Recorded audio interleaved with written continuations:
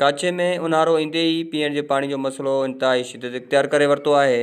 काछे जे ॻोठ जान मोहम्मद रोदराणी जे रहवासियुनि ॻोठ में पीअण जे साफ़ पाणी समेत बुनियादी सहूलियतूं न हुजण करे एतिजाजी मुज़ाहिरो करे धरणो हंयो। ॻोठाणनि मीडिया अॻियां ॿुधाईंदे चयो त खारो पाणी वापराइण सबबि पेट जे मुख़्तलिफ़ बीमारियुनि में वकोड़जी विया आहियूं। साफ़ पाणी न हुजण करे इंतिहाई तकलीफ़ुनि खे मुंहुं ॾेई रहिया आहियूं। ॻोठ जान मोहम्मद रोदराणी जे रहवासी आहियां। पाणी जो बिल्कुलु असां वटि हे 1992 खां वठी बिल्कुलु न पाणी असां वटि मिठो आहे, न पाणी जो को सहूलियत आहे। अली हसन शाहाणी खां परियों ॻोठ आहे, उतां भरे था अचूं। कम से कम इहो आहे त असांजे हर हिकु घर जो 200 रुपया पाणी जे लाइ साइकिल मोटरनि ते ख़र्चु आहे। अर्ज़ु असांजो इहो आहे त सदाईं असां दाहूं कंदा ईंदा आहियूं। वोटर बि पीपल्स पार्टी जा ई आहियूं सदाईं। कंहिं वक़्त खां वठी हीअ ॻोठ जान मोहम्मद जो ॻोठ वॾो ॻोठ आहे।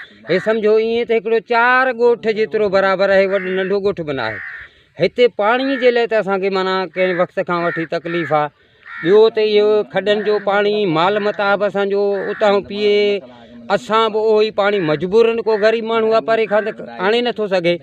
जेकॾहिं असां हितां ई खॾनि जा किनो पाणी था पियूं त पोइ बीमारियूं पैदा थी था वञनि, नंढा ॿार वॾा बुज़ुर्ग, पोइ असांखे तमामु तकलीफ़। हाणे अर्ज़ु असांजो तव्हांखे नुमाइंदनि खे इहो आहे त असांखे को आरो प्लांट हिते ॾिनो वञे, जीअं असांजो कम से कम पाणी जो त मसइलो हल थी वञे।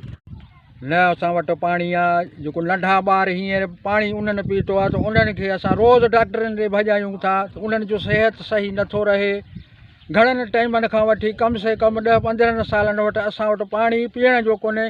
5 माइल परे गाॾियुनि ते गॾहनि ते खणी वञी उते पाणी भरे था अचूं, ऐं राति जो वरी पाणी खुटी थो वञे त असां उहे सूरनि में पिया आहियूं। हींअर खॾा आहिनि सफ़ा कम जा ई न आहिनि, कुता बि उते, गॾह बि उते, माल बि उते, उहो पाणी न पीअंदासीं कहिड़ो माण्हुनि जो सिहत सही थींदो। असां त ख़र्चु करे करे थकिजी पिया आहियूं। ऐं महिरबानी करे जो पाणी असांखे साफ़ जल्द कंहिं आरो पिणणु लॻिजे या कंहिं नमूने सां कढी असांखे पाणी इहो 10-15 ॾींहंनि में पहुचाईंदो त असांजी वॾी वॾी महिरबानी थींदी तव्हांजी। मुज़ाहिरीन मुतालबो कंदे सिंध सरकार ऐं तक जे चुनियल नुमाइंदनि खां मुतालबो कयो त जल्द खां जल्द ॻोठ जान मोहम्मद रोदराणी में आरो प्लांट फराहम करे पीअण जे पाणी जो मसइलो हल कयो वञे। कैमरा टीम सां गॾु हनीफ़ रोदनाणी, मेरान टीवी न्यूज़, ठंडो रहीम ख़ान।